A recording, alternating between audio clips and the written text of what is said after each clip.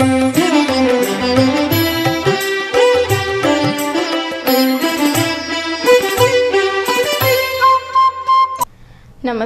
Sony 9 ನ್ಯೂಸ್ಗೆ ಸ್ವಾಗತ. ನಾನು ಪ್ರಭಾವತಿ.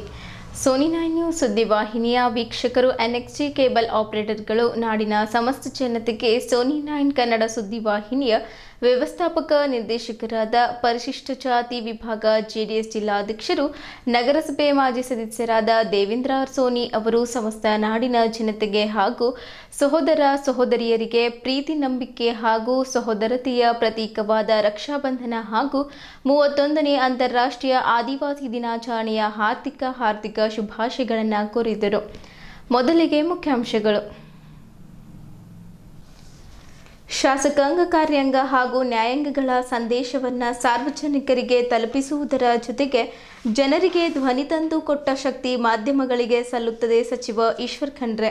ಬೀದರ್ ಜಿಲ್ಲೆಯ ಮೂಲ ಆದಿವಾಸಿಗಳಾದ ಗೊಂಡ, ರಾಜಗೊಂಡ, ಮೇದಾರ, ಟೋಕ್ರಿಕೋಳಿ ಹಾಗೂ ಪಾರ್ದಿ ಬುಡಕಟ್ಟು ಸಮುದಾಯಗಳ ನೇತೃತ್ವದಲ್ಲಿ 31ನೇ ಅಂತಾರಾಷ್ಟ್ರೀಯ ಆದಿವಾಸಿ ದಿನಾಚರಣೆ ಕಾರ್ಯಕ್ರಮವನ್ನು ಹಮ್ಮಿಕೊಳ್ಳಲಾಯಿತು. ಈ ತಿಂಗಳ 16ರಂದು ಸಿಎಂ ಸಿದ್ದರಾಮಯ್ಯನವರು ಕೊಟ್ಟ ಮಾತಿನಂತೆ ಒಳ ಮೀಸಲಾತಿ ಜಾರಿ ಮಾಡಲಿ ಎಂದು ಡಾಕ್ಟರ್ ಬಾಬು ಜಗಜೀವನ್ ರಾವ್ ಹೋರಾಟ ಸಮಿತಿ ಜಿಲ್ಲಾಧ್ಯಕ್ಷ ಅಬಿಕಾಳೆ ಒತ್ತಾಯಿಸಿದರು. ಬೀದರ್ ತಾಲೂಕಿನ ಚಿಟ್ಟಾವಾಡಿ ಗ್ರಾಮದಲ್ಲಿ ಶ್ರಾವಣ ಮಾಸದ ನಿಮಿತ್ತ ಶ್ರೀ ಶರಣಬಸವೇಶ್ವರರ ಪುರಾಣ ಪ್ರವಚನ ಕಾರ್ಯಕ್ರಮ ಹಮ್ಮಿಕೊಳ್ಳಲಾಗಿತ್ತು. ಬೆಂಗಳೂರಿನಲ್ಲಿ ನಡೆದ ಸಮಾರಂಭದಲ್ಲಿ ಬೀದರ್ನ ಖ್ಯಾತ ಉದ್ಯಮಿ ಬಸವರಾಜ್ ಧನ್ನೂರ್ ಅವರಿಗೆ ಬಸವ ಪುರಸ್ಕಾರ ಪ್ರದಾನ ಮಾಡಲಾಯಿತು. ಬೀದರ್ನ ನೌಬಚಂಡಿ ರಸ್ತೆಯಲ್ಲಿರುವ ದಿ ಇನ್ಫಿನಿಟಿ ಶಾಲೆಯಲ್ಲಿ ನಡೆದ ಮಕ್ಕಳ ಸುರಕ್ಷತೆ ಜಾಗೃತಿ ಕಾರ್ಯಕ್ರಮದಲ್ಲಿ ಬೀದರ್ ಡಿವೈಎಸ್ಪಿ ಶಿವನಗೌಡ ಪಾಟೀಲ್ ಮಾತನಾಡಿದರು.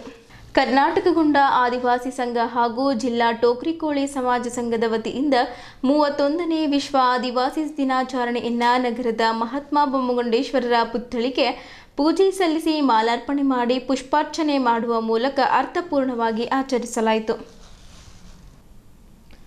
ಸುದ್ದಿಯ ವಿವರಗಳು. ಜನರಿಗೆ ಧ್ವನಿ ತಂದುಕೊಟ್ಟ ಶಕ್ತಿ ಮಾಧ್ಯಮಗಳಿಗೆ ಸಲ್ಲುತ್ತದೆ ಎಂದು ರಾಜ್ಯದ ಅರಣ್ಯ ಪರಿಸರ ಹಾಗೂ ಜೀವಶಾಸ್ತ್ರ ಮತ್ತು ಬೀದರ್ ಜಿಲ್ಲಾ ಉಸ್ತುವಾರಿ ಸಚಿವರಾದ ಈಶ್ವರ್ ಖಂಡ್ರೆ ಅವರು ಹೇಳಿದ್ದರು.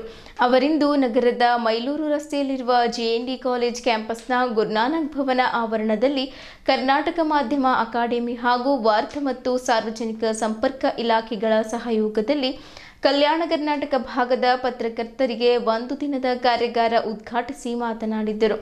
ಶಾಸಕಾಂಗ, ಕಾರ್ಯಾಂಗ ಹಾಗೂ ನ್ಯಾಯಾಂಗಗಳ ಸಂದೇಶವನ್ನು ಸಾರ್ವಜನಿಕರಿಗೆ ತಲುಪಿಸುವುದರ ಜೊತೆಗೆ ಈ ಅಂಗಗಳ ನ್ಯೂನತೆಯನ್ನು ಎತ್ತಿ ಹಿಡಿಯುವ ಪ್ರಗತಿದಾಯಕ ಕಾರ್ಯ ಮಾಡಿದ್ದರೆ ಅದನ್ನು ಪ್ರಶಂಸಿಸುವ ಕಾರ್ಯ ಮಾಧ್ಯಮಗಳು ಮಾಡುತ್ತವೆ ಎಂದರು. ಜಾಗತಿಕ ಆರೋಗ್ಯ ಸುಧಾರಣೆ, ಮಳೆ ಬೀಳಲು, ಪ್ರಕೃತಿ ವಿಕೋಪ ತಪ್ಪಿಸುವ ಕೀರ್ತಿ ಗಿಡಮರಗಳಿಗೆ ಸಲ್ಲುತ್ತದೆ.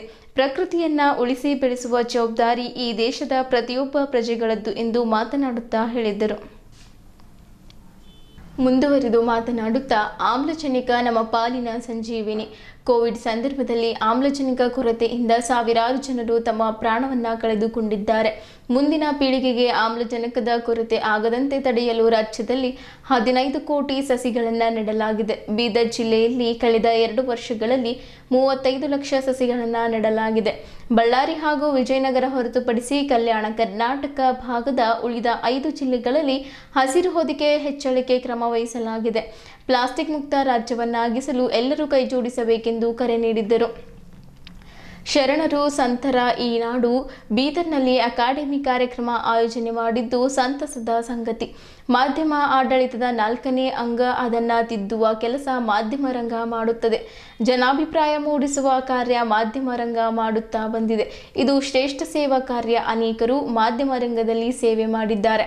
ಮಾಧ್ಯಮದಲ್ಲಿ ನಾವು ಎಂದಿಗೂ ಮುಂದೆ ಲೇಖನಿ ಖಡ್ಗಗಿಂತ ಹರಿತವಾದದ್ದು. ಅದನ್ನು ಸದ್ಬಳಕೆ ಮಾಡಿಕೊಳ್ಳಬೇಕು. ನಾವು ಇವತ್ತು ನೋಡುತ್ತೇವೆ, ಸತ್ಯ ಮರೆಮಾಚದೆ ಉತ್ತಮ ಕಾರ್ಯ ಮಾಡಬೇಕು. ಮುದ್ರಣ ಮಾಧ್ಯಮ ವಿಶ್ವಾಸಾರ್ಹತೆ ಉಳಿಸಿಕೊಂಡಿದೆ. ಜಗತ್ತಿನಲ್ಲಿ ಯಾರು ಪರಿಪೂರ್ಣ ಅಲ್ಲ. ಅದಕ್ಕಾಗಿ ನೀವು ನಿತ್ಯ ಅಧ್ಯಯನ ಮಾಡುವ ಅವಶ್ಯಕತೆ ಇದೆ. ಕೃತಕ ಬುದ್ಧಿಮತ್ತೆಯಿಂದ ಅನೇಕ ಆತಂಕಗಳು ಇವೆ. ನಿರುದ್ಯೋಗ ಸಮಸ್ಯೆ ಆಗುವುದೇ ಎಂದು ಭಯ ಇದೆ. ಆದರೆ ಅದು ಆಗುವುದಿಲ್ಲ. ನಮ್ಮ ದೇಶದ ಬುದ್ಧಿಮತ್ತೆಗೆ ಬಹಳ ಬೆಲೆ ಇದೆ. ಸುದ್ದಿಯಲ್ಲಿ ನಿಖರತೆ ಇರುವುದು ಮುಖ್ಯವಾಗಿದೆ. ಬರೆಯುವ ಮುಂಚೆ ಸತ್ಯಾಸತ್ಯತೆ ತಿಳಿದುಕೊಂಡು ಬರೆದರೆ ವಿಶ್ವಾಸಾರ್ಹತೆ ಬೆಳೆಯುತ್ತದೆ. ನಮ್ಮ ಸಂವಹನ ಉತ್ತಮವಾಗಿ ಮಾಡಿದ್ದರೆ ಸುದ್ದಿ ಹಕ್ಕಿ ತೆಗೆಯಲು ಸಾಧ್ಯ ಆಗುತ್ತದೆ ಎಂದರು. ಜಿಲ್ಲೆಯಲ್ಲಿ ಮಾಧ್ಯಮ ತರಬೇತಿ ಕೇಂದ್ರ ಸ್ಥಾಪನೆಗೆ ಒತ್ತು ನೀಡಿದಲ್ಲಿ ನಿವೇಶನ ನೀಡಿ ತರಬೇತಿ ಕೇಂದ್ರ ಸ್ಥಾಪನೆ ಮಾಡಲು ಅನುಕೂಲವಾಗಿ ಇಲ್ಲಿನ ಪತ್ರಕರ್ತರ ಕೌಶಲ್ಯ ಅಭಿವೃದ್ಧಿಗೆ ಸಹಕಾರಿಯಾಗುತ್ತದೆ ಎಂದು ತಿಳಿಸಿದ್ದರು. ಪರಿಸರ ಸಂರಕ್ಷಣೆ ಸೇರಿದಂತೆ ಹಲವು ಯೋಜನೆಗಳ ಬಗ್ಗೆ ಜಾಗೃತಿ ಮೂಡಿಸುವ ಕಾರ್ಯ ಮಾಧ್ಯಮ ರಂಗ ಮಾಡುತ್ತಾ ಬರುತ್ತಿದೆ. ಇವತ್ತು ನಾವು ಪ್ಲಾಸ್ಟಿಕ್ ತ್ಯಾಜ್ಯದಿಂದ ಆಗುವ ಅನಾಹುತಗಳ ಬಗ್ಗೆ ಜನರ ಗಮನಕ್ಕೆ ತರಬೇಕು. ಏಕಬಳಕೆ ಪ್ಲಾಸ್ಟಿಕ್ ಮುಕ್ತ ಜಿಲ್ಲೆ ರಾಜ್ಯ ಮಾಡಬೇಕಾಗಿದೆ. ಗಣೇಶ ಚತುರ್ಥಿಗೆ ಪಿಒಪಿ ಗಣೇಶ ಬಳಸದೆ ಮಣ್ಣಿನ ಪರಿಸರ ಸ್ನೇಹಿ ಗಣೇಶ ಕೂರಿಸುವ ಕೆಲಸ ಮಾಡಬೇಕು. ಧಾರ್ಮಿಕ ವಿಚಾರಗಳನ್ನ ಉಳ್ಳವರು ಸಹ ಅನೇಕ ಜನ ಮಣ್ಣಿನ ಗಣಪತಿ ಬಳಸುತ್ತಾರೆ. ಜನರಿಗೆ ಮಾರಕ ಆಗಿರುವ ಪಿಒಪಿ ಗಣಪತಿ ಬಳಸದೆ ಮಣ್ಣಿನ ಗಣಪತಿ ಕೂರಿಸಿ ಪರಿಸರ ಸ್ನೇಹಿ ಗಣೇಶ ಉತ್ಸವ ಆಚರಣೆ ಮಾಡಬೇಕೆಂದು ತಿಳಿಸಿದರು. ಕರ್ನಾಟಕ ಮಾಧ್ಯಮ ಅಕಾಡೆಮಿಯ ಅಧ್ಯಕ್ಷೆ ಆಯಿಷಾ ಖಾನಂ ಅವರು ಪ್ರಾಸ್ತಾವಿಕವಾಗಿ ಮಾತನಾಡಿ, ನಾಡಿನ ಕಿರೀಟ 16 ಸಾಂಪ್ರದಾಯಿಕ ಸಾಂಸ್ಕೃತಿಕ ಮೇಳನ. ಈ ಬೀದರ್ ಇಲ್ಲಿನ ನಾಯಕತ್ವ ವಿಶಿಷ್ಟವಾಗಿದೆ. ಇಲ್ಲಿನ ನಾಯಕರು ಸಹ ಈ ಭಾಗದ ಅಭಿವೃದ್ಧಿಗೆ ಪಣ ತೊಟ್ಟಿದ್ದಾರೆ. ಈ ಕಾರ್ಯಕ್ರಮದ ಉದ್ದೇಶ ಪತ್ರಕರ್ತರ ಮಾಧ್ಯಮ ಮಿತ್ರರಿಗೆ ಪ್ರೇರಣೆ ನೀಡುವ ಕೆಲಸ ಮಾಡುವುದು. ಹೊಸ ತಾಂತ್ರಿಕ ಯುಗದಲ್ಲಿ ಗ್ರಾಮೀಣ ಪತ್ರಕರ್ತರು ನಿಜವಾದ ಸುದ್ದಿಗಳನ್ನು ಬಿಡುತ್ತಾರೆ. ಧ್ವನಿ ಇಲ್ಲದವರಿಗೆ ಧ್ವನಿ ಕೊಡುತ್ತಾರೆ. ಅಂತವರಿಗೆ ತರಬೇತಿ ನೀಡುವ ಕಾರ್ಯ ಅಕಾಡೆಮಿ ಮಾಡುತ್ತಿದೆ. ಕಲ್ಯಾಣ ಕರ್ನಾಟಕ ಅಭಿವೃದ್ಧಿಗೆ ಮಾಧ್ಯಮದ ಪಾತ್ರ ಏನು ಎನ್ನುವುದು ತಿಳಿಯುವುದು ಅವಶ್ಯಕವಾಗಿದೆ. ಆ ಸಂಬಂಧ ಕಾರ್ಯಕ್ರಮ ಆಯೋಜಿಸಲಾಗಿದೆ. ಫ್ಯಾಕ್ಟ್ ಸರ್ಚ್ ಆಗಬೇಕು. ಫೇಕ್ ನ್ಯೂಸ್ಗಳು ಮಾಧ್ಯಮಕ್ಕೆ ವಿಷಯವಾಗಿ ಕಾರ್ಯ ಮಾಡುತ್ತದೆ. ಆದ್ದರಿಂದ ಮಾಧ್ಯಮ ಮಿತ್ರರು ಜವಾಬ್ದಾರಿ ಹೊತ್ತು ಸುದ್ದಿ ಬಿತ್ತರಿಸುವ ಕಾರ್ಯ ಮಾಡಬೇಕಾಗಿದೆ ಎಂದರು. ಎಐ ಮಾರಕ ಅಲ್ಲ, ಅದು ಪೂರಕವಾಗಿ ಕೆಲಸ ಮಾಡುತ್ತದೆ. ಪತ್ರಕರ್ತರು ಗುಂಪುಗಳಾಗಿ ಒಡೆದು ಹೋಗಿದ್ದೇವೆ. ನಾವುಗಳು ಒಗ್ಗೂಡುವ ಕಾರ್ಯವಾಗಬೇಕಾಗಿದೆ. ವೃತ್ತಿ ಬಗ್ಗೆ ಆತ್ಮಾವಲೋಕನೆ ಮಾಡಿಕೊಳ್ಳುವ ಕೆಲಸ ಆಗಬೇಕು. ತರಬೇತಿ ನೀಡುವ ಮೂಲಕ ಮಾಧ್ಯಮ ಅಕಾಡೆಮಿ ತರಬೇತಿ ಯೋಜನೆಗಳನ್ನು ರೂಪಿಸಿ ಕೌಶಲ್ಯ ಅಭಿವೃದ್ಧಿ ಮಾಡಲು ಪಣ ತೊಟ್ಟಿದೆ. ಜರ್ನಲಿಸಂ ಅಂದರೆ ಕೇವಲ ಅಂಕಣ ಬರೆಯುವುದು ಅಲ್ಲ, ಅದು ಒಂದು ರೀತಿಯ ನಾಯಕತ್ವ. ಯುವ ಪತ್ರಕರ್ತರು ತರಬೇತಿ ಹೊಂದಿ ಕೌಶಲ್ಯ ಬೆಳೆಸಿಕೊಳ್ಳಬೇಕು. ಮಾಧ್ಯಮ ವೃತ್ತಿ ಶ್ರೇಷ್ಠ ವೃತ್ತಿ ಎಂದು ತಿಳಿಸಿದರು. ಜಿಲ್ಲಾಧಿಕಾರಿ ಶಿಲ್ಪಾ ಶರ್ಮಾ ಅವರು ಮಾತನಾಡಿ, ಯಾವ ಸಿದ್ಧಾಂತಗಳ ಮೇಲೆ ಮಾಧ್ಯಮ ನಡೆಯಬೇಕು ಎನ್ನುವುದು ನಾವು ತಿಳಿದುಕೊಳ್ಳಬೇಕಾಗಿದೆ. ಪ್ರಜಾಪ್ರಭುತ್ವದ 4ನೇ ಅಂಗ, ಅದರ ಮೇಲೆ ಬಹಳ ದೊಡ್ಡ ಜವಾಬ್ದಾರಿ ಇದೆ. ಅದನ್ನು ನಾವು ಸಿದ್ಧಾಂತಗಳನ್ನು ಮೈಗೂಡಿಸಿಕೊಂಡು ನಿಷ್ಪಕ್ಷಪಾತವಾಗಿ ಅಬ್ಬೆ ಕಟ್ಟಿ ಉತ್ತಮ ಉದ್ದೇಶ ಸಾಮಾಜಿಕ ಕಳಕಳಿ ಇರಬೇಕು ಆಗುತ್ತದೆ. ವಿಷಯಾಧಾರಿತ ಎಲ್ಲ ರೀತಿಯ ವಿಷಯಗಳನ್ನು ಒಳಗೊಂಡ ಮಾಹಿತಿ ನೀಡಬೇಕು. ಈಗಿನ ಕಾಲದಲ್ಲಿ ನೆಗೆಟಿವ್ ಕ್ಯಾಪ್ಚರ್ ಮಾಡುತ್ತಾ ಬರುತ್ತಿದ್ದಾರೆ. ಅದನ್ನು ನಾನು ಸತ್ಯ ತಿಳಿದುಕೊಳ್ಳಬೇಕು. ಉತ್ತಮ ಕಾರ್ಯ ಮಾಡುತ್ತಿರುವ ಮಾಧ್ಯಮ ಮಿತ್ರರಿಗೆ ಧನ್ಯವಾದಗಳು ತಿಳಿಸಿದ್ದರು. ಈ ಸಂದರ್ಭದಲ್ಲಿ ಜಿಲ್ಲಾ ಪಂಚಾಯತ್ ಮುಖ್ಯ ಕಾರ್ಯನಿರ್ವಾಹಕ ಅಧಿಕಾರಿ ಡಾಕ್ಟರ್ ಗಿರೀಶ್ ಬದೋಲೆ, ಗುರುದ್ವಾರ ಪ್ರಬಂಧಕ ಸಮಿತಿ ಅಧ್ಯಕ್ಷ ಡಾಕ್ಟರ್ ಸರ್ದಾರ್ ಬಲ್ಬೀರ್ ಸಿಂಗ್, ಮಾಧ್ಯಮ ಅಕಾಡೆಮಿ ಕಾರ್ಯದರ್ಶಿ ಸಹನಾ, ಸದಸ್ಯರಾದ ರಶ್ಮಿ, ಅಬ್ಬಾಸ್ ಮುಲ್ಲಾ, ಕಲಬುರಗಿ ವಾರ್ತಾ ಮತ್ತು ಸಾರ್ವಜನಿಕ ಸಂಪರ್ಕ ಇಲಾಖೆಯ ಉಪನಿರ್ದೇಶಕರಾದ ಜಡಿಯಪ್ಪ, ಬೀದರ್ ವಾರ್ತಾ ಮತ್ತು ಸಾರ್ವಜನಿಕ ಸಂಪರ್ಕ ಇಲಾಖೆಯ ಸಹಾಯಕ ನಿರ್ದೇಶಕರಾದ ಮಂಜುನಾಥ್ ಸೊಳ್ಳಿ ಸೇರಿದಂತೆ ಕಲ್ಯಾಣ ಕರ್ನಾಟಕ ಭಾಗದ ಬೀದರ್, ಕಲಬುರಗಿ, ಯಾದಗಿರಿ, ರಾಯಚೂರು, ಕೊಪ್ಪಳ, ಬಳ್ಳಾರಿ ಹಾಗೂ ವಿಜಯನಗರ ಜಿಲ್ಲೆಗಳ ಸುಮಾರು 200ಕ್ಕೂ ಅಧಿಕ ಪತ್ರಕರ್ತರು ತರಬೇತಿಯಲ್ಲಿ ಭಾಗವಹಿಸಿದರು.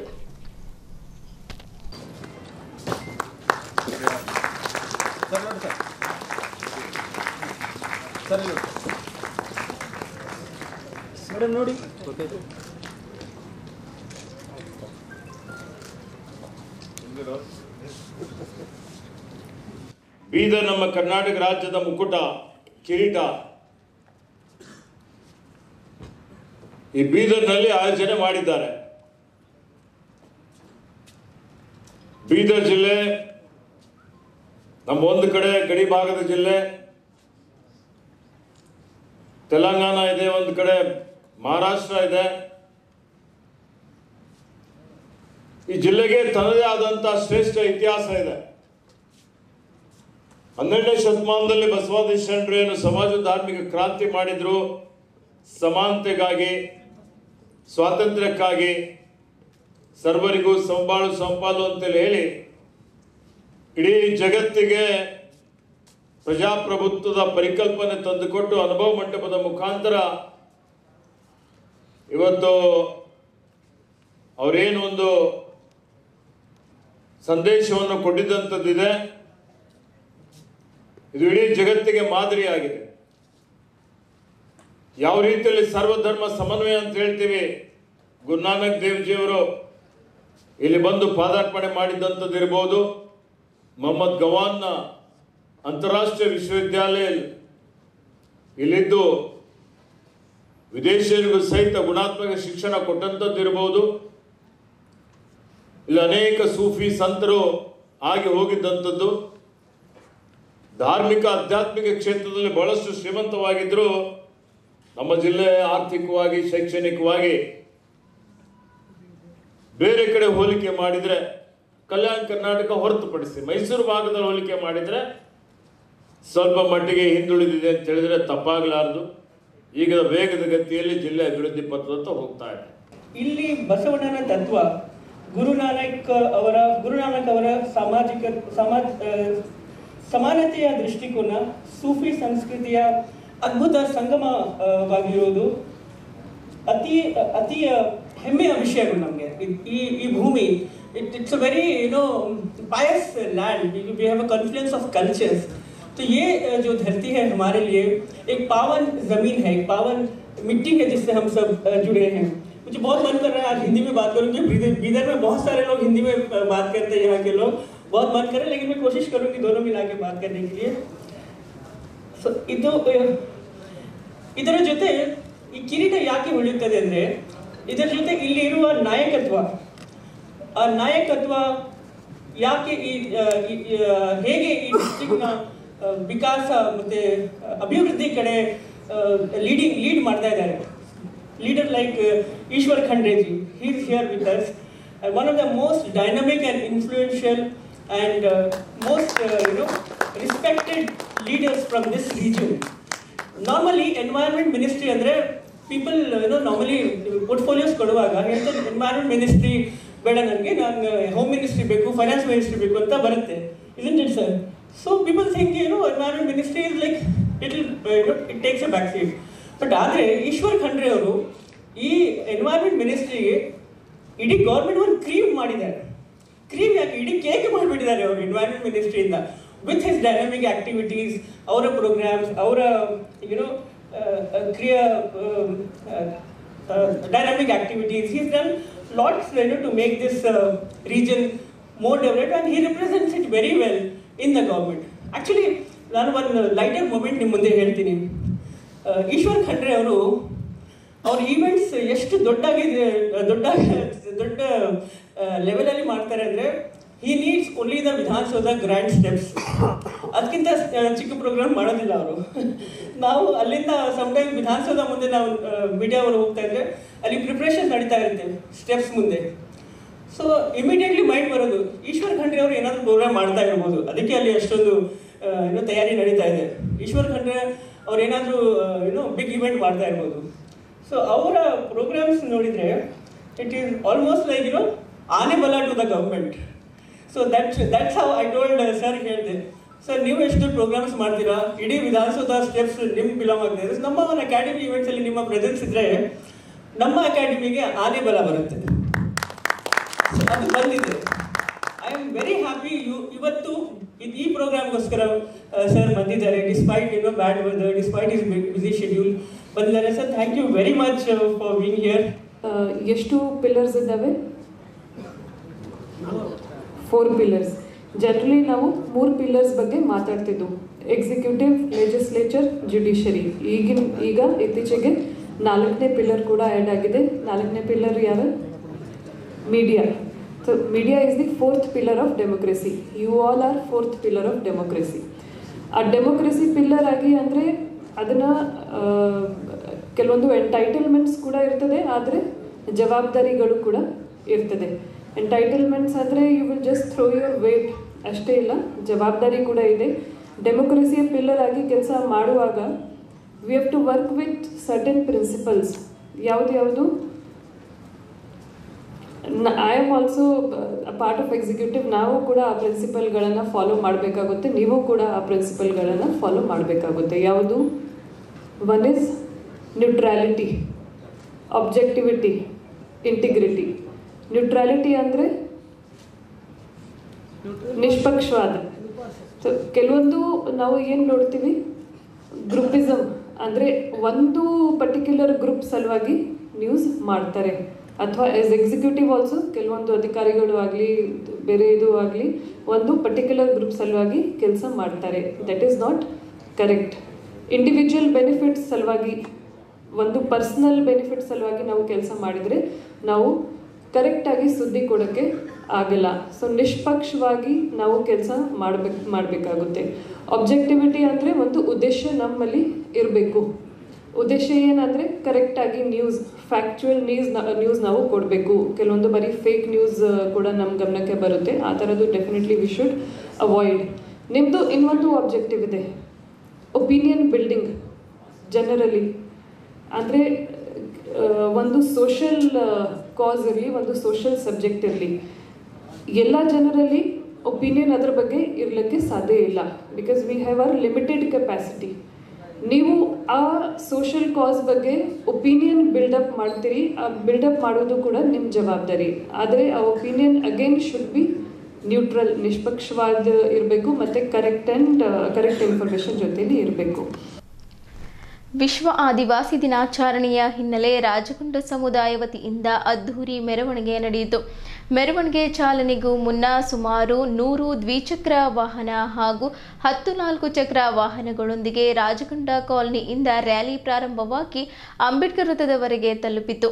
ನಂತರ ಅಲ್ಲಿ ಬಾಬಾ ಸಾಹೇಬ್ ಅಂಬೇಡ್ಕರ್ ಅವರ ಪುತ್ಥಳಿಗೆ ಪೂಜೆ ಸಲ್ಲಿಸಿ ಮಾಲಾರ್ಪಣೆ ಮಾಡಿ, ತದನಂತರ ಭಗವಾನ್ ಬಿರ್ಸಾ ಮುಂಡಾ ಅವರ ಭಾವಚಿತ್ರಕ್ಕೆ ಪೂಜೆ ಸಲ್ಲಿಸಿ ಮೆರವಣಿಗೆಗೆ ಚಾಲನೆ ನೀಡಲಾಯಿತು. ಮೆರವಣಿಗೆಯಲ್ಲಿ ರಾಜಗೊಂಡರು ಮತ್ತು ಮೇಧಾ ಸಮುದಾಯದ ಜನರು ಹೆಚ್ಚಿನ ಸಂಖ್ಯೆಯಲ್ಲಿ ಪಾಲ್ಗೊಂಡಿದ್ದರು. ಹಳದಿ ಹಾಗೂ ಶ್ವೇತ ವರ್ಣದ ಉಡುಗೆ ಧ್ವಜಗಳೊಂದಿಗೆ ಹೆಜ್ಜೆ ಹಾಕಿದ್ದರು. ಕೆಲವು ಮಕ್ಕಳು ಆದಿವಾಸಿಗಳಂತೆ ವಸ್ತ್ರ ಧರಿಸಿ ಗಮನ ಸೆಳೆದರು.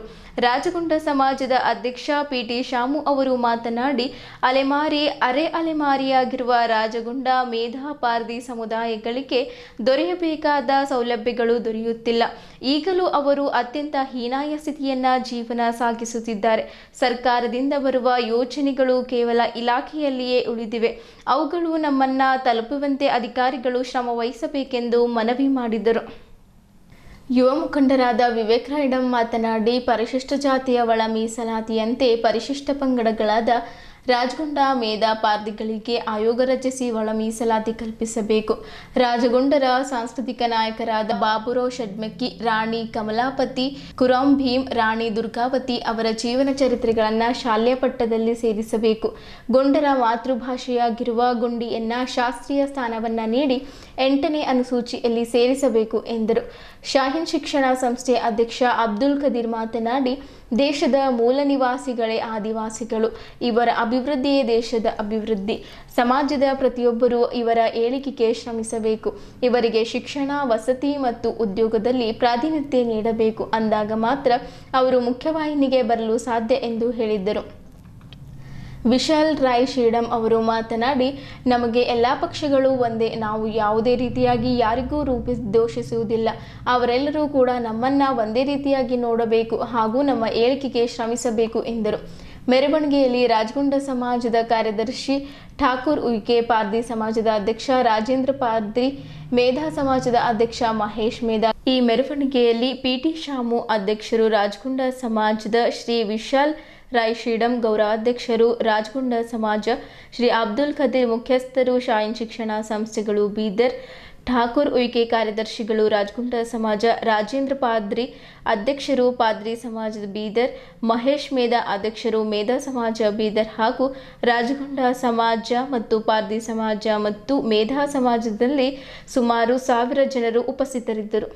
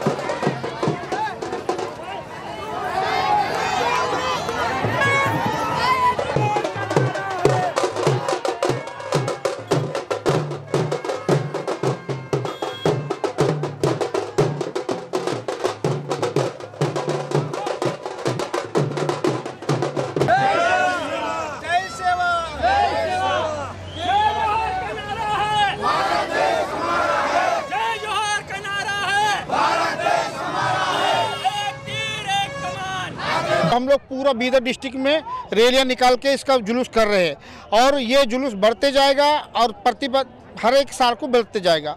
और ये हमारे लिए बहुत गर्व की बात है कि आज विश्व आदिवासी दिवस है। हमारे जितने भी जो पेंट थाना है, आप लोग देव बोलते हैं, हम लोग पेंट थाना बोलते हैं।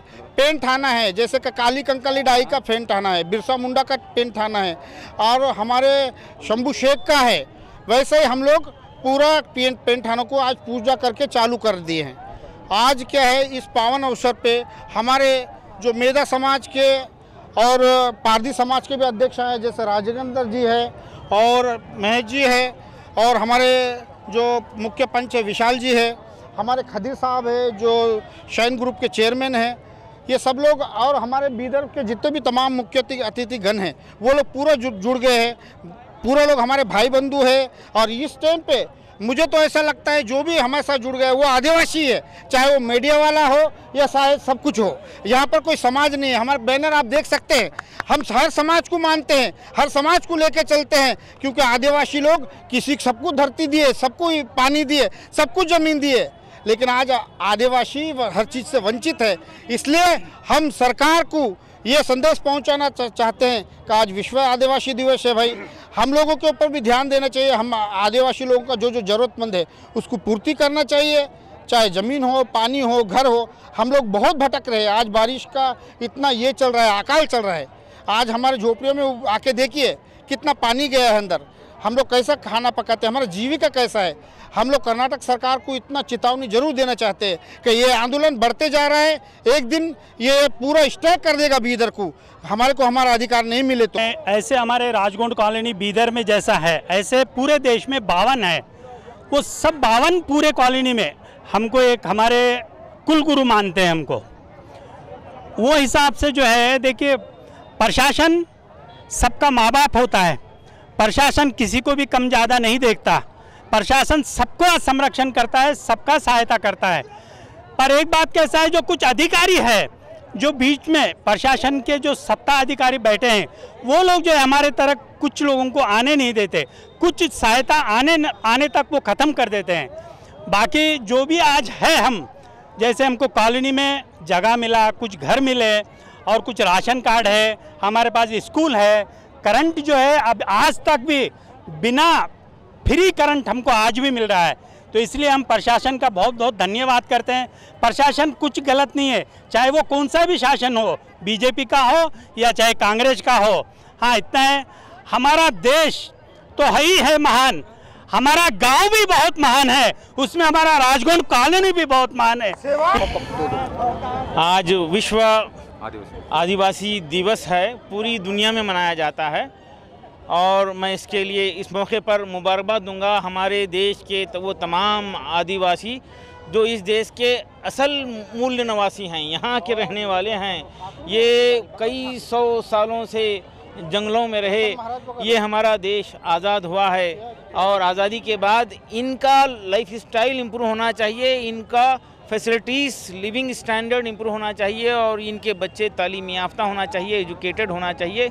इसके लिए मैं इन लोगों से रिक्वेस्ट कर रहा हूं कि सारा फोकस जो है अपने आप को इम्प्रूव करने में लगाएं। आज के दिन हमारे शामू साहब अध्यक्ष जो राजगोंड कॉलोनी के अध्यक्ष भी हैं और ये आदिवासी समाज के बीदर डिस्ट्रिक्ट के अध्यक्ष हैं और साथ ही साथ वो हमारी एक बीदर में नई ट्रस्ट बनी है, वो ट्रस्ट के भी सदस्य हैं। बीदर नागरिक सन्मार्ग समिति के ट्रस्ट की हैसियत से मैं उनको मुबारकबाद दूंगा। ಬುಡಕಟ್ಟುಗಳು ಹಾಗೂ ಕರ್ನಾಟಕದ ಎಲ್ಲ ಅಲೆಮಾರಿ ಜನರಿಗೆ ಮೊದಲು ಒಳ ಮೀಸಲಾತಿ ಕಲ್ಪಿಸಬೇಕು ಕರ್ನಾಟಕ ಸರ್ಕಾರ।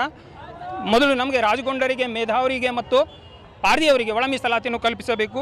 ಹಾಗೆ ನಮ್ಮ ಸಾಂಸ್ಕೃತಿಕ ನಾಯಕರಾದ ವೀರ್ ಬಾಬುರಾವ್ ಶಳಮಾಕಿ, ರಾಣಿ ಕಮಲಾಪತಿ ಸೊಲ್ಲಾಂ, ಕುಮ್ರಾಂ ಭೀಮ್, ರಾಣಿ ದುರ್ಗಾವತಿ ಮಳಾಂಬಿ ಇವರ ಜೀವನ ಚರಿತ್ರೆಗಳನ್ನು ಶಾಲಾ ಪಾಠ್ಯಕ್ರಮದಲ್ಲಿ ಅಳವಡಿಸಬೇಕು। ಹಾಗೂ 1.2 ಕೋಟಿ ಗೊಂಡರ ಮಾತೃಭಾಷೆಯಾಗಿರುವ ಗೋಂಡಿ ಅದನ್ನು ಶಾಸ್ತ್ರೀಯ ಸ್ಥಾನಮಾನವನ್ನು ನೀಡಿ ಅದನ್ನು 8ನೇ ಅನುಸೂಚಿಯಲ್ಲಿ ಸೇರಿಸಬೇಕು। ಹಾಗೆ ಬುಡಕಟ್ಟುಗಳ ಸಾಂಸ್ಕೃತಿಕ ಸಾಹಿತ್ಯ ಸಂಘಟನೆಗಾಗಿ ರಾಜ್ಯ, ಜಿಲ್ಲಾ, ತಾಲೂಕು ಮಟ್ಟದಲ್ಲಿ ಆದಿವಾಸಿ ಭವನಗಳನ್ನು ಸ್ಥಾಪಿಸಬೇಕೆಂದು ನಾವು ಕೋರುತ್ತೇವೆ। ಅದೇ ರೀತಿ ರಾಜ್ಯದ ಎಲ್ಲ ಬುಡಕಟ್ಟುಗಳಿಗೆ IAS ಆಗಲಿ KS ಆಗಲಿ ಅಥವಾ ಇತರೆ ಸ್ಪರ್ಧಾತ್ಮಕ ಪರೀಕ್ಷೆಗಳಲ್ಲಿ ಅವರನ್ನು ಸೀಟ್ಗಳನ್ನು ಹಂಚಿಕೆ ಮಾಡಬೇಕಾಗಿ ನಾವು ಕರ್ನಾಟಕ ಸರ್ಕಾರಕ್ಕೆ ವಿನಂತಿ ಮಾಡುತ್ತೇವೆ. ಈ ತಿಂಗಳ 16ರಂದು ಸಿಎಂ ಸಿದ್ದರಾಮಯ್ಯನವರು ಕೊಟ್ಟ ಮಾತಿನಂತೆ ಒಳ ಮೀಸಲಾತಿ ಜಾರಿ ಮಾಡಲಿ ಎಂದು ಡಾಕ್ಟರ್ ಬಾಬು ಜಗಜೀವನ್ ರಾವ್ ಹೋರಾಟ ಸಮಿತಿ ಜಿಲ್ಲಾಧ್ಯಕ್ಷ ಅಬಿಕಾಳೆ ಒತ್ತಾಯಿಸಿದರು. ನಗರದ ಜಿಲ್ಲಾ ಪತ್ರಿಕಾ ಭವನದಲ್ಲಿ ಕರೆದ ಸುದ್ದಿಗೋಷ್ಠಿ ಉದ್ದೇಶಿಸಿ ಮಾತನಾಡಿರುವ ಅವರು, ಸುಮಾರು 30-35 ವರ್ಷಗಳಿಂದ ಒಳ ಮೀಸಲಾತಿ ಜಾರಿಗಾಗಿ ನಮ್ಮ ಹಿರಿಯರು ನಿರಂತರವಾಗಿ ತಮಟೆ ಚಳವಳಿ, ಅರೆಬತ್ತಲೆ ಮೆರವಣಿಗೆ, ಹೋರಾಟ, ಜಿಲ್ಲಾಧಿಕಾರಿಗಳ ಕಚೇರಿಗೆ ಮುತ್ತಿಗೆ ಸೇರಿದಂತೆ ಹಲವಾರು ರೀತಿಯ ಹೋರಾಟ ಮಾಡುತ್ತಲೇ ಬಂದಿದ್ದಾರೆ. ಇದೀಗ ಮುಂಗಾರು ಅಧಿವೇಶನದ ಆರಂಭದಲ್ಲೇ ಒಳ ಮೀಸಲಾತಿ ಜಾರಿ ಮಾಡಬೇಕೆಂದು ಆಗ್ರಹಿಸಿ ಆಗಸ್ಟ್ 11ರಂದು ಬೆಂಗಳೂರಿನ ಫ್ರೀಡಂ ಪಾರ್ಕ್ನಲ್ಲಿ ಧರಣಿ ಸತ್ಯಾಗ್ರಹ ಹಮ್ಮಿಕೊಂಡಿದ್ದೇವೆ. ರಾಜ್ಯದ ಎಲ್ಲಾ ಜಿಲ್ಲೆಗಳಿಂದ ವಿವಿಧ ಮಾದಿಗ ಸಂಘಟನೆಗಳ ಪ್ರಮುಖರು ಪಾಲ್ಗೊಳ್ಳಲಿದ್ದಾರೆ. ಒಳ ಮೀಸಲಾತಿ ಜಾರಿ ಮಾಡುವವರೆಗೆ ಹೋರಾಟ ಮುಂದುವರಿಯಲಿದೆ. ಒಂದು ವೇಳೆ ಜಾರಿ ಮಾಡದಿದ್ದಲ್ಲಿ ರಾಜ್ಯಾದ್ಯಂತ ಬಿಸಿ ವಾತಾವರಣ ಮುಂದುವರಿಯಲಿದೆ. ಆದ್ದರಿಂದ ಜಿಲ್ಲೆಯ ಮಾದಿಗ ಸಮಾಜದ ಹಾಗೂ ಅದರ ಉಪಜಾತಿಗಳ ಪ್ರಮುಖರು ಹೆಚ್ಚಿನ ಸಂಖ್ಯೆಯಲ್ಲಿ ಅಹೋರಾತ್ರಿ ಸತ್ಯಾಗ್ರಹದಲ್ಲಿ ಪಾಲ್ಗೊಳ್ಳಬೇಕೆಂದು ಅಬಿಕಾಳೆ ತಿಳಿಸಿದರು. ಪೌರಾಡಳಿತ ಸಚಿವ ರಹೀಂ ಖಾನ್ ಹಾಗೂ ಜಿಲ್ಲಾ ಉಸ್ತುವಾರಿ ಸಚಿವ ಈಶ್ವರ್ ಖಂಡ್ರೆ ಅವರಿಗೆ ಸತತವಾಗಿ 4 ಬಾರಿ ಗೆಲ್ಲಿಸಿ ಸಹಕಾರ ನೀಡಿದ್ದೇವೆ. ಆದ್ದರಿಂದ ಕ್ಯಾಬಿನೆಟ್ನಲ್ಲಿ ಧ್ವನಿ ಎತ್ತಿ ಒಳ ಮೀಸಲಾತಿ ಜಾರಿ ಮಾಡಲು ಸಹಕರಿಸಿ ಋಣ ತೀರಿಸಬೇಕೆಂದು ಹೇಳಿದರು. ಸಮಿತಿಯ ಗೌರವಾಧ್ಯಕ್ಷ ಸಿಎಂ ದಾಸ್ ಮಾತನಾಡಿ, ಸುಮಾರು 3 ದಶಕಗಳಿಂದ ಮಾದಿಗ ಸಮುದಾಯಕ್ಕೆ ಅನ್ಯಾಯವಾಗುತ್ತಲೇ ಬಂದಿದೆ. ಕೊಟ್ಟ ಮಾತಿನಂತೆ ಸಿಎಂ ಸಿದ್ದರಾಮಯ್ಯನವರು ಒಳ ಮೀಸಲಾತಿ ಜಾರಿ ಮಾಡಿ ಪುಣ್ಯ ಕಟ್ಟಿಕೊಳ್ಳಬೇಕೆಂದು ತಿಳಿಸಿದರು. ಕರ್ನಾಟಕ ಆದಿಜಾಂಬವ ಸಮಾಜ ಸಂಘಟನೆಯ ಜಿಲ್ಲಾಧ್ಯಕ್ಷ ಸಂಜೀವ್ ಕುಮಾರ್ ಬೇಂದ್ರೆ ಮಾತನಾಡಿ, ಮಾದಿಗ ಸಮುದಾಯ ಶೈಕ್ಷಣಿಕವಾಗಿ, ಆರ್ಥಿಕವಾಗಿ ಹಾಗೂ ಸಾಮಾಜಿಕವಾಗಿ ಸಾಕಷ್ಟು ಹಿಂದುಳಿದಿದೆ. ಹೀಗಾಗಿ ಡಾಕ್ಟರ್ ಬಾಬಾ ಸಾಹೇಬ್ ಅಂಬೇಡ್ಕರ್ ಅವರ ಸಾಮಾಜಿಕ ನ್ಯಾಯ ನಮಗೂ ಒದಗಿಸಿಕೊಡಬೇಕು. ರಾಜ್ಯ ಸರ್ಕಾರ ಮಾದಿಗ ಸಮುದಾಯದ 90% ಮತಗಳನ್ನು ಪಡೆದು ಸರ್ಕಾರ ರಚಿಸಿದೆ. ಸಮಾಜದ ಬಗ್ಗೆ ಸಿಎಂ ಅವರಿಗೆ ಕಿಂಚಿತ್ತೂ ಕಳಕಳಿ ಇದ್ದರೆ ಕೂಡಲೇ ಒಳ ಮೀಸಲಾತಿ ಜಾರಿ ಮಾಡಬೇಕು. ವಿಳಂಬ ನೀತಿ ಅನುಸರಿಸುತ್ತಿರುವ ರಾಜ್ಯ ಸರ್ಕಾರಕ್ಕೆ ಚುರುಕು ಮುಟ್ಟಿಸಲೆಂದೇ ಆಗಸ್ಟ್ 11ರಂದು ಫ್ರೀಡಂ ಪಾರ್ಕ್ನಲ್ಲಿ ಧರಣಿ ಸತ್ಯಾಗ್ರಹ ಹಮ್ಮಿಕೊಂಡಿದ್ದೇವೆ. ರಾಜ್ಯ ಪ್ರಮುಖರಾದ ಬಸವರಾಜ್ ಕೌದ್ದಾಳ್ ಮತ್ತು ಅಂಬಣ್ಣ ಅರೋಳಿಕರ್ ಅವರ ನೇತೃತ್ವದಲ್ಲಿ ಹೋರಾಟ ನಡೆಯಲಿದೆ. ಜಿಲ್ಲೆಯ ಸಮಾಜದ ಮುಖಂಡರು ಹೆಚ್ಚಿನ ಸಂಖ್ಯೆಯಲ್ಲಿ ಪಾಲ್ಗೊಳ್ಳಬೇಕೆಂದು ಕರೆ ನೀಡಿದ್ದರು. ಈ ಸಂದರ್ಭದಲ್ಲಿ ಸಮಿತಿಯ ಕಾರ್ಯದರ್ಶಿ ಜಿಎಂ ಕ್ರಿಸ್ಟೋಫರ್ ರೋಸೆನ್ ಮಲ್ಕಾಪುರ್, ಸಮಿತಿಯ ಜಿಲ್ಲಾ ಯುವ ಘಟಕದ ಅಧ್ಯಕ್ಷ ಸೀಮನ್ ಕಾಳೆ ಪತ್ರಿಕಾಗೋಷ್ಠಿಯಲ್ಲಿ ಉಪಸ್ಥಿತರಿದ್ದರು. ಸುಮಾರು 30-35 ವರ್ಷಗಳಿಂದ ನಮ್ಮ ಮಾದಿಗ ಸಮುದಾಯದವರು, ನಮ್ಮ ಸಮಾಜ ಮುಖಂಡರು ಸತತವಾಗಿ ಹಗಲು ರಾತ್ರಿಯಿಂದಲೇ ಈ ಕರ್ನಾಟಕ ರಾಜ್ಯದಲ್ಲಿ ನಮ್ಮ ಒಳ ಮೀಸಲಾತಿಗೆ ಸತತವಾಗಿ ಹೋರಾಟ ಮಾಡ್ತಿದ್ದಾರೆ. ಅದಕ್ಕೆ ಈಗ ಬರ್ತಕ್ಕಂಥ ದಿನದಲ್ಲಿ ನಮಗೆಲ್ಲೋ ಒಂದು ಕಡೆ ನ್ಯಾಯ ಸಿಗ್ತಕ್ಕಂಥ ಆಸೆ ನಮ್ಮ ಮೂಡಿದೆ. ಹಾಗಾಗಿ ನಾನು ಸಮಸ್ತ ಬೀದರ್ ಜಿಲ್ಲಾ ಜನತೆ ಪರವಾಗಿ ನಾನು ಮಾನ್ಯ ಸಿದ್ದರಾಮಯ್ಯ ಸಾಹೇಬ್ರನ್ನ ಬೇಡಿಕೊಳ್ಳೋದೆ ಅಂದರೆ, ನಾವು ಮಾದಿಗ ಜನರು, ಮುಗ್ಧ ಜನರು ಸರ್, ನಾವು ಭಾಳಷ್ಟು ನೊಂದವರು, ನಮಗೆ ವಂಚಿತ ಅಂತ ಸಮಾಜದಂತ ನಾವು ಭಾಳ ಹಿನ್ನಡೆ ಆಗಿದೆ. ಹಾಗಾಗಿ ಈ ABCD ವರ್ಗೀಕರಣ ಏನು ನಾಗಮೋಹನ್ ದಾಸ್ ಅವರು ವರದಿ ಮೊನ್ನೆ ಕರ್ನಾಟಕ ಸರ್ಕಾರ 4ನೇ ತಾರೀಕಿನ ವರದಿಯನ್ನು ಸಲ್ಲಿಸಿದ್ದಾರೆ. ಆ ಸಲ್ಲಿಸಿದ ಅರ್ಜಿ ತಾವು ಅದಕ್ಕೆ ಮಂಡನೆ ಬರ್ತಕ್ಕಂಥ 7ನೇ ತಾರೀಕಿಗೆ ತಾವು ಮಾಡಿದ್ದೀರಿ. ನಮ್ಮ ಭವಿಷ್ಯ ನಮಗೆ ಆಸೆ ಆಕಾಂಕ್ಷೆ ಇತ್ತು, ಅವತ್ತೇ ಯಥಾಸ್ಥಗೊಳಿಸ್ತಾರೆ ಎಂಬ ನಮ್ಮ ಆಸೆ ಇತ್ತು. ಆದರೆ ಎಲ್ಲೋ ಒಂದು ಕಡೆ ಹಿನ್ನಡೆ ಅದು ಅವತ್ತಿನ ದಿವಸ ಆಗಲಿಲ್ಲ. ಹಾಗಾಗಿ ತಾವು ಹೇಳಿದ ಪ್ರಕಾರ ನಮ್ಮ ಹೋರಾಟಗಾರರು ತಮ್ಮ ಕಚೇರಿಗೆ ಹೋದಾಗ ನಾನಾ ರೀತಿ ತಮಗೆ ನಿಯೋಗ ತಗೊಂಡು ಹೋದಾಗ ತಾವೇನು ಹೇಳಿದಿರಿ, ಸ್ವದೇಶಿ ಆಯೋಗ ನಾವು ಮಾಡೇ ಮಾಡ್ತೀನಿ ಅಂಥೇಳಿ ತಾವು ಘಂಟಾಘೋಷವಾಗಿ ಹೇಳ್ತಾಯಿದ್ದೀರಿ ಸರ್. ನಮ್ಮದೊಂದು ಮನವಿ ಇದೆ, ಈ ನಮ್ಮ ಸಮಾಜಕ್ಕೆ ತಾವು ನಮಗೆ ನ್ಯಾಯ ಒದಗಿಸ್ಕೊಡ್ಬೇಕಂತೇಳಿ ಇಡೀ ರಾಜ್ಯದಂತ ನಾವು ಎಲ್ಲ ರೀತಿಯ ಚಳವಳಿ ನಾವು ಮಾಡಿದೆವು. ಅರೆಬತ್ತಲೆ ಮೆರವಣಿಗೆ ಬೀದರ್ ಜಿಲ್ಲೆ ನಾವು ನಡೀತಕ್ಕಂಥ 1ನೇ ತಾರೀಕು ಆಗಸ್ಟ್ಗೆ ಒಂದು ಐತಿಹಾಸಿಕ ನಾವು ಅರೆಬತ್ತಲೆ ಮೆರವಣಿಗೆ ಬೀದರಲ್ಲಿ ಮಾಡಿ ನಾವು ಸರ್ಕಾರಕ್ಕೆ ಒಂದು ಚುರುಕು ಮುಟ್ಟಿಸೋಂಥ ಕೆಲಸ ಮಾಡಿದ್ದೇವೆ. ಅದಕ್ಕಿಂತ ಮುಂಚಿತವಾಗಿ ಸುಮಾರು ನಮ್ಮ ಹಿರಿಯರು ಟೊಮೆಟೊ ಚಳವಳಿ ಮಾಡಿದ್ರು, ಸೈಕಲ್ ಜಾಥಾ ಮಾಡಿದ್ರು, ಆಮೇಲೆ ಬಂದ್ ಕರೆ ಕೊಟ್ಟರು, ಹೈವೇ ಬಂದ್ ಮಾಡಿದ್ರು, ಬೀದರ್ ಬಂದ್ ಕರೆದ ನಾನಾ ರೀತಿಯ ಚಳವಳಿಯನ್ನು ಮಾಡಬೇಕಾಗಿತ್ತು. ನಮ್ಮ ಶಕ್ತಿ ಮೀರಿ ನಮ್ಮ ಹಕ್ಕಿಗಾಗಿ ನಾವು ಹೋರಾಟ ಮಾಡಿ ನಾವು ಇಲ್ಲಿವರೆಗೆ ಬಂದಿದ್ದೆವು.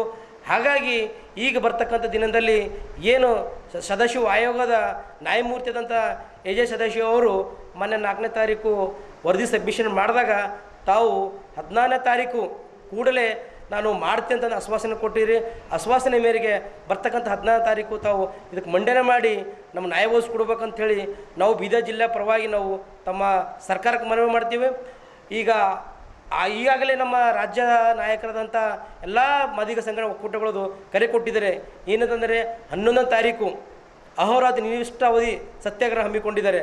ಒಂದು ವೇಳೆ 15ನೇ ತಾರೀಕು ತಾವು ಮಾಡಿಲ್ಲ ಅಂದರೆ ಇಡೀ ರಾಜ್ಯದಂಥ ಒಂದು ಬಿಸಿ ವಾತಾವರಣ ಸೃಷ್ಟಿಯಾದ ಸನ್ನಿವೇಶ ಒಂದು ನಿರ್ಮಾಣ ಆಗುತ್ತೆ. ಹಾಗಾಗಿ ಆ ಮಟ್ಟಕ್ಕೆ ಹೋಗೋದಂಗೆ 14ನೇ ತಾರೀಕಿಗೆ ತಾವು ಏನು ಅಧಿವೇಶನ ಸಪ್ರೇಟಾಗಿ ಅಧಿವೇಶನ ಕ್ಯಾಬಿನೆಟ್ ಕರೆದಿರಿ, ಆ ಕ್ಯಾಬಿನೆಟ್ನಲ್ಲಿ ತಾವು ಇದನ್ನು ಮಂಡನೆ ಮಾಡಿಸಿ ನಮಗೆ ನ್ಯಾಯ ಒದಗಿಸ್ಕೊಂಡು ಕೇಳ್ತೀನಿ.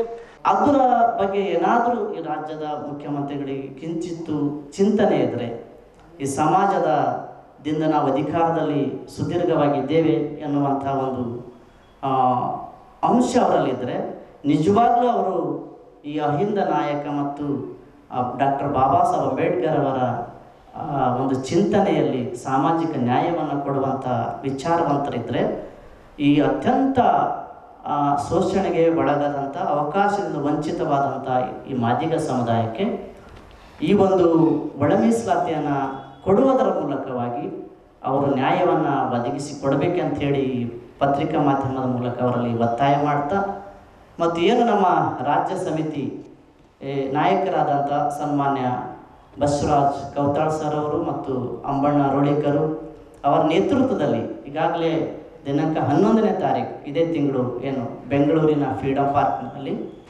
ಅಹೋರಾತ್ರಿ ನಿರ್ದಿಷ್ಟ ಅವಧಿ ಅಂದರೆ ಈ ಒಂದು ಅನುಷ್ಠಾನ ಒಳ ಮೀಸಲಾತಿ ಅನುಷ್ಠಾನಗೊಳಿಸುವವರೆಗೂ ಅಲ್ಲಿಂದ ಏಳದೇ ಇಲ್ಲ ಅಂತ ಹೇಳ್ಬಿಟ್ಟು ಅವ್ರು ನಿರ್ಧಾರವನ್ನು ಮಾಡಿ ಆ ಫ್ರೀಡಮ್ ಪಾರ್ಕ್ ಹತ್ರ 11ನೇ ತಾರೀಕು ನಾಳೆದಿಂದ ಪ್ರಾರಂಭಿದೆ. ಈ ಒಂದು ಅವರ ಹೋರಾಟಕ್ಕೆ ನಾನು ಮಾಧ್ಯಮದ ಮುಖಾಂತರ ಅಪೀಲ್ ಮಾಡ್ತೀನಿ. ನಮ್ಮ ಜಿಲ್ಲೆಯ ಎಲ್ಲ ನಮ್ಮ ಸಮಾಜದ, ವಿಶೇಷವಾಗಿ ಮಾದಿಗ ಸಮಾಜದ ಮತ್ತು ಮಾದಿಗ ಸಂಬಂಧಿತ ಉಪಜಾತಿಗಳ ಎಲ್ಲ ಸಮಾಜದವರಲ್ಲಿ ನನ್ನ ಕಳಕಳೆಯ ಮನವಿ ಇದೆ. ವಿದ್ಯಾವಂತರು, ಯುವಕರು, ಹೋರಾಟದ ಮುಂಚೂಣಿ ನಾಯಕರು ಮತ್ತು ವಿವಿಧ ರಾಜಕೀಯ ಪಕ್ಷಗಳಲ್ಲಿರ್ತಕ್ಕಂಥ ಎಲ್ಲ ನಾಯಕರುಗಳು ಪಕ್ಷ ಭೇದವನ್ನು ಮರೆತು ಈ ಒಂದು ಹೋರಾಟದಲ್ಲಿ ತಾವೆಲ್ಲರೂ ಹೆಚ್ಚಿನ ಸಂಖ್ಯೆಯಲ್ಲಿ ಭಾಗವಹಿಸಿ ನಮ್ಮ ಹಕ್ಕನ್ನು ನಾವು ಪಡೆದುಕೊಳ್ಳುವ ನಿಟ್ಟಿನಲ್ಲಿ ಈ ಒಂದು ಹೋರಾಟಕ್ಕೆ ತಾವೆಲ್ಲರೂ ಬಂದು ಸಹಕರಿಸಿ ಯಶಸ್ವಿಗೊಳಿಸಬೇಕಾಗಿ ಈ ಮಾಧ್ಯಮದ ಮೂಲಕ ತಮ್ಮಲ್ಲಿ ಮನವಿ ಮಾಡಿಕೊಳ್ತೇನೆ. ಬೀದರ್ ತಾಲೂಕಿನ ಚಿಟ್ಟಾವಾಡಿ ಗ್ರಾಮದಲ್ಲಿ ಶ್ರಾವಣ ಮಾಸದ ನಿಮಿತ್ತ ಶ್ರೀ ಶರಣ ಬಸವೇಶ್ವರರ ಪುರಾಣ ಪ್ರವಚನ ಕಾರ್ಯಕ್ರಮವು ಶ್ರೀ ಶರಣ ಬಸವೇಶ್ವರರ ಕಲ್ಯಾಣ ಮಹೋತ್ಸವ ಕಾರ್ಯಕ್ರಮವನ್ನು ಹಮ್ಮಿಕೊಂಡರು. ಶ್ರೀಮತಿ ಸಿದ್ದಮ್ಮ ಸಂಗ್ರಾಮ್ ಬಸವಣ್ಣನವರ ದಂಪತಿಗಳು ಶ್ರೀ ಶರಣ ಬಸವೇಶ್ವರರ ತಂದೆ ತಾಯಿಗಳಾಗಿ ಹಾಗೂ ಶ್ರೀಮತಿ ಚಂದ್ರಕಲಾ ನಾಗಪ್ಪ ದಂಪತಿಗಳು ಮಹಾದೇವಿಯಮ್ಮನವರ ತಂದೆ ತಾಯಿಗಳಾಗಿ ಕಲ್ಯಾಣ ಮಹೋತ್ಸವದ ಕಾರ್ಯಕ್ರಮಗಳನ್ನು ಮಾಡಿದರು. ಇದೇ ಸಂದರ್ಭದಲ್ಲಿ ಕಲ್ಯಾಣ ಮಹೋತ್ಸವದ ಮೆರವಣಿಗೆಯು ವಾದ್ಯಗಳೊಂದಿಗೆ, ಭಜನಾ ತಂಡಗಳೊಂದಿಗೆ, ನೃತ್ಯಗಳೊಂದಿಗೆ ಬಹಳ ಅದ್ದೂರಿಯಾಗಿ ನಡೆಯಿತು. ಊರಿನ ಹಿರಿಯವರಾದ ಶಾಮರಾವ್ ನಾಗಶೆಟ್ಟಿಕರ್, ರೇವಣಪ್ಪ ಬೋಜಪ್ಪನವ್ರ, ಶ್ರೀಮೂರ್ತಿಯಪ್ಪ ಹಾಗೂ ತತ್ವಪದಕಾರರಾದ ರಘುನಾಥ್ ಹಡಪದ್ ಸೇರಿದಂತೆ ಮತ್ತಿತರರು ಭಾಗವಹಿಸಿದ್ದರು. ಶ್ರೀ ಶರಣ ಬಸವೇಶ್ವರರ ಪುರಾಣ ಪ್ರವಚನ ಮಾಡುತ್ತಿರುವ ಶ್ರೀ ಸುಭಾಷ್ ಪಾಟೀಲ್ ತಡ್ಪಳ್ಳಿ ಅವರು ಕಾರ್ಯಕ್ರಮದ ರೂವಾರಿಯಾಗಿ ಕಾರ್ಯಕ್ರಮ ಯಶಸ್ವಿಗೊಳಿಸಿದರು. ಈ ಸಂದರ್ಭದಲ್ಲಿ ಊರಿನ ಹಿರಿಯರು, ಕಿರಿಯರು ಸೇರಿದಂತೆ ಹನುಮಾನ್ ಭಜನಾ ಮಂಡಳಿ, ಅಕ್ಕ ಮಹಾದೇವಿ ಭಜನಾ ಮಂಡಳಿ, ಜಯಭವಾನಿ ಭಜನಾ ಮಂಡಳಿ, ಬೊಮ್ಮಗೊಂಡೇಶ್ವರರ ಭಜನಾ ಮಂಡಳಿಯ ಎಲ್ಲ ಸದಸ್ಯರುಗಳು ಕಾರ್ಯಕ್ರಮದಲ್ಲಿ ಭಾಗವಹಿಸಿದ್ದರು. ಅಂದು ಊರಿನಲ್ಲಿ ಹಬ್ಬದ ವಾತಾವರಣ ನಿರ್ಮಾಣವಾಗಿ ಸಡಗರ ಸಂಭ್ರಮದಿಂದ ಜನರು ಸೇರಿದ್ದರು.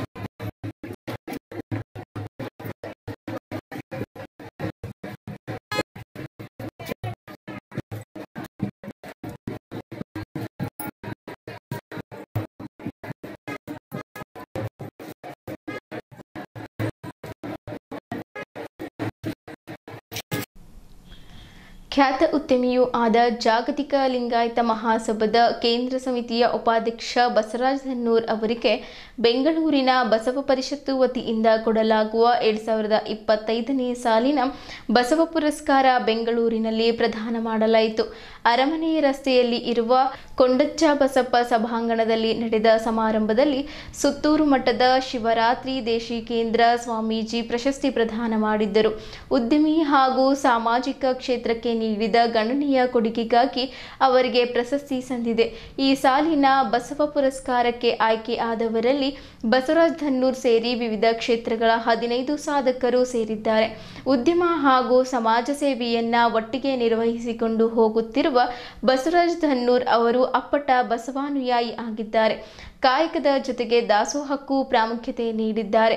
ಸಮಾಜೋಧಾರ್ಮಿಕ ಕಾರ್ಯಗಳಿಗೆ ಉದಾರ ದೇಣಿಗೆ ಕೊಡುತ್ತಾ ಬಂದಿದ್ದಾರೆ. ಅನೇಕ ಬಡ ಮಕ್ಕಳ ಶಿಕ್ಷಣಕ್ಕೆ ನೆರವಾಗಿದ್ದಾರೆ. ಬಸವ ಕಾಯಕ ದಾಸೋಹ ಫೌಂಡೇಶನ್ ಮೂಲಕ ಸಾಮಾಜಿಕ ಚಟುವಟಿಕೆಗಳಲ್ಲಿ ಸಕ್ರಿಯರಾಗಿದ್ದಾರೆ. ಜಿಲ್ಲೆಯ ಯಶಸ್ವಿ ಉದ್ಯಮಿಗಳಲ್ಲಿ ಒಬ್ಬರಾದ ಅವರು 2ನೇ ಅವಧಿಗೆ ಬೀದರ್ನ ಗಾಂಧಿಗಂಜ್ನ the grain and seeds merchants ಅಸೋಸಿಯೇಷನ್ನ ಅಧ್ಯಕ್ಷರಾಗಿದ್ದಾರೆ. ಬೀದರ್ ದಾಲ್ಮಿಲ್ ಓರ್ನೆಸ್ ಅಸೋಸಿಯೇಷನ್ ಕಾರ್ಯದರ್ಶಿ, ಬಸವ ಕಾಯಕ ದಾಸೋಹ ಫೌಂಡೇಶನ್ ಅಧ್ಯಕ್ಷ, ಅಂತಾರಾಷ್ಟ್ರೀಯ ರೋಟರಿ ಜಿಲ್ಲೆಯ 3160 ಪಬ್ಲಿಕ್ ಇಮೇಜ್ ಅಧ್ಯಕ್ಷ ಸೇರಿ ವಿವಿಧ ಹುದ್ದೆಗಳಲ್ಲಿ ಕಾರ್ಯನಿರ್ವಹಿಸುತ್ತಿದ್ದಾರೆ. ಹಲವಾರು ಸಂಘ ಸಂಸ್ಥೆಗಳೊಂದಿಗೆ ಉತ್ತಮ ಬಾಂಧವ್ಯ ಹೊಂದಿದ್ದಾರೆ. ಪ್ರಶಸ್ತಿ ಪ್ರದಾನ ಸಮಾರಂಭದಲ್ಲಿ ಇಸ್ರೋ ಮಾಜಿ ಅಧ್ಯಕ್ಷ ಎಸ್ ಕಿರಣ್ ಕುಮಾರ್, ಮಾಜಿ ಸಚಿವರಾದ ಉಮಾಶ್ರೀ, ಎಸ್ಆರ್ ಪಾಟೀಲ್, ನಿವೃತ್ತ ಲೋಕಾಯುಕ್ತ ಸಂತೋಷ್ ಹೆಗ್ಡೆ ಮತ್ತಿತರರು ಇದ್ದರು. ಮಕ್ಕಳು ಯಾವುದೇ ಅಪಾಯ ಅಥವಾ ತುರ್ತು ಸಂದರ್ಭಗಳಲ್ಲಿ ನೆರವಿಗಾಗಿ ಮಕ್ಕಳ ಸಹಾಯವಾಣಿ ಸಂಖ್ಯೆ 1098, ಪೊಲೀಸ್ ಕಂಟ್ರೋಲ್ ರೂಮ್ ಸಂಖ್ಯೆ 100 ಇಲ್ಲವೇ ತುರ್ತು ಸೇವೆ ಸಂಖ್ಯೆ 112ಗೆ ಕರೆ ಮಾಡಬೇಕು ಎಂದು ಬೀದರ್ ಡಿವೈಎಸ್ಪಿ ಶಿವನಗೌಡ ಪಾಟೀಲ್ ಹೇಳಿದರು. ನಗರದ ನೌಬಾಚೌಂಡಿ ರಸ್ತೆಯಲ್ಲಿ ಇರುವ ದಿ ಇನ್ಫಿನಿಟಿ ಶಾಲೆಯಲ್ಲಿ ಅಕ್ಕಪಡೆ ವತಿಯಿಂದ ನಡೆದ ಮಕ್ಕಳ ಸುರಕ್ಷತೆ ಜಾಗೃತಿ ಕಾರ್ಯಕ್ರಮದಲ್ಲಿ ಅವರು ಮಾತನಾಡಿದ್ದರು. ಮಕ್ಕಳು ಮತ್ತು ಸಾರ್ವಜನಿಕರ ರಕ್ಷಣೆ ಹಾಗೂ ಸುರಕ್ಷತೆಯೇ ಪೊಲೀಸ್ ಇಲಾಖೆಯ ಆದ್ಯತೆಯಾಗಿದೆ ಎಂದು ತಿಳಿಸಿದರು. ಮಕ್ಕಳು ಉತ್ತಮ ಸ್ಪರ್ಶ, ಕೆಟ್ಟ ಸ್ಪರ್ಶದ ಬಗ್ಗೆ ಅರಿವು ಹೊಂದಿರಬೇಕು. ಅನಾವಶ್ಯಕ ಸ್ಪರ್ಶವಾದರೆ ಕೂಡಲೇ ಶಿಕ್ಷಕರು ಹಾಗೂ ಪಾಲಕರ ಗಮನಕ್ಕೆ ತರಬೇಕು. ರಸ್ತೆ ದಾಟುವಾಗ ಸುರಕ್ಷತಾ ನಿಯಮ ತಪ್ಪದೇ ಪಾಲಿಸಬೇಕೆಂದು ಹೇಳಿದ್ದರು. ತಂತ್ರಜ್ಞಾನ ಯುಗದಲ್ಲಿ ಸಾಮಾಜಿಕ ಜಾಲತಾಣ, ಇಂಟರ್ನೆಟ್ ಬಳಕೆ ಸಂದರ್ಭದಲ್ಲಿ ಎದುರಾಗುವ ಅಪಾಯ, ಮೋಸದ ಕರೆ, ಹ್ಯಾಕಿಂಗ್ ಮತ್ತು ಮುಂತಾದ ಸೈಬರ್ ಅಪರಾಧಗಳ ಬಗ್ಗೆ ಎಚ್ಚರ ವಹಿಸಬೇಕೆಂದು ತಿಳಿಸಿದರು. ಶಾಲೆಯ ಒಳಗೆ ಹಾಗೂ ಹೊರಗೆ ಮಕ್ಕಳ ಸುರಕ್ಷತೆಗೆ ಕ್ರಮ ಕೈಗೊಳ್ಳುವುದು ಬಹಳ ಅವಶ್ಯಕ ಎಂದು ಅಕ್ಕಪಡಿಯ ಎಎಸ್ಐ ಸಂಗೀತಾ ಹೇಳಿದ್ದರು. ಸಂಕಟದ ಸಂದರ್ಭದಲ್ಲಿ ಮಕ್ಕಳು ತಮ್ಮನ್ನು ತಾವು ಹೇಗೆ ರಕ್ಷಿಸಿಕೊಳ್ಳಬೇಕು ಎನ್ನುವುದನ್ನು ಅವರು ವಿವರಿಸಿದ್ದರು. ಕಾರ್ಯಕ್ರಮವು ಮಕ್ಕಳಲ್ಲಿ ವಿವಿಧ ವಿಷಯಗಳ ಕುರಿತು ತಿಳುವಳಿಕೆ ಮೂಡಿಸುವಲ್ಲಿ ನೆರವಾಗಿದೆ ಎಂದು the infinity school trustee Lakshmi Mungle ತಿಳಿಸಿದ್ದರು. ಅಕ್ಕಪಡಿಯ ಸುಜಾತಾದೇವಿ, ಶೋಭಾ, ಭಾರತಿ ಶಾಲೆಯ ಪ್ರಾಚಾರ್ಯ ಡಾಕ್ಟರ್ ಮೆಲ್ವಿನ್ ಬಾಬಿ ಮರ್ಜೆ, ಉಪ ಪ್ರಾಚಾರ್ಯ ಪ್ರಾಪ್ತಿ ನಾಯಕ್, ಶಾಲೆಯ ಬೋಧಕ ಬೋಧಕೇತರ ಸಿಬ್ಬಂದಿ ಹಾಗೂ ವಿದ್ಯಾರ್ಥಿಗಳು ಹಾಜರಿದ್ದರು.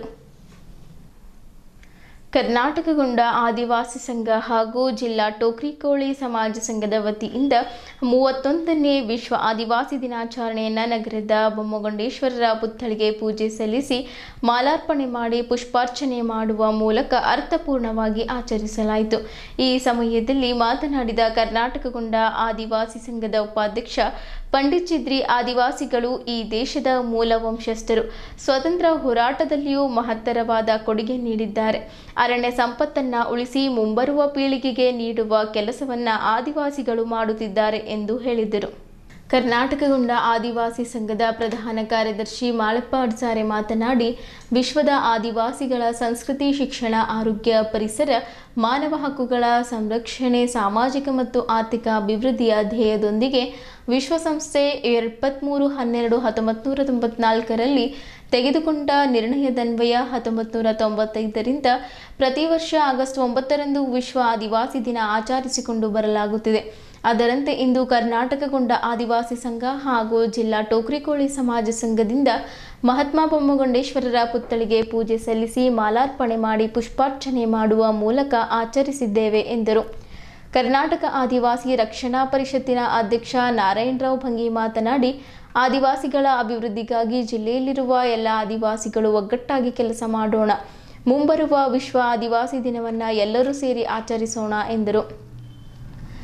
ಟೋಕ್ರಿಕೋಳಿ ಸಮಾಜದ ಸರ್ಕಾರಿ ನೌಕರರ ಸಂಘದ ಅಧ್ಯಕ್ಷ ಮಾಣಿಕ್ ನೀಳ್ಗಿ ಮಾತನಾಡಿ, ಬೀದರ್ ಜಿಲ್ಲೆಯಲ್ಲಿ ಸುಮಾರು 4 ಆದಿವಾಸಿ ಸಮುದಾಯಗಳು ಬೀದರ್ ಜಿಲ್ಲೆಯಲ್ಲಿ ವಾಸಿಸುತ್ತವೆ. ಇವೆಲ್ಲರನ್ನ ಒಗ್ಗೂಡಿಸಿದ ಶ್ರೇಯಸ್ಸು ಬಿ ನಾರಾಯಣರಾವ್ ಹಾಗೂ ಕೆಎಂ ಮೈತ್ರಿಯವರಿಗೆ ಸಲ್ಲುತ್ತದೆ. ಕಾಡನ್ನು ಉಳಿಸಿ ಬೆಳೆಸಿದ್ದವರು ಆದಿವಾಸಿಗಳು. ನಮ್ಮ ಆದಿವಾಸಿ ಸಮುದಾಯದವರಿಗೆ ಸಾಕಷ್ಟು ಸೌಲಭ್ಯ ಸಿಗಬೇಕಾಗಿದೆ. ಆದ್ದರಿಂದ ಆದಿವಾಸಿಯ ಎಲ್ಲ ಸಮುದಾಯದವರು ಸಂಘಟಿತರಾಗಿ ಹೋರಾಡೋಣ ಎಂದು ಹೇಳಿದ್ದರು.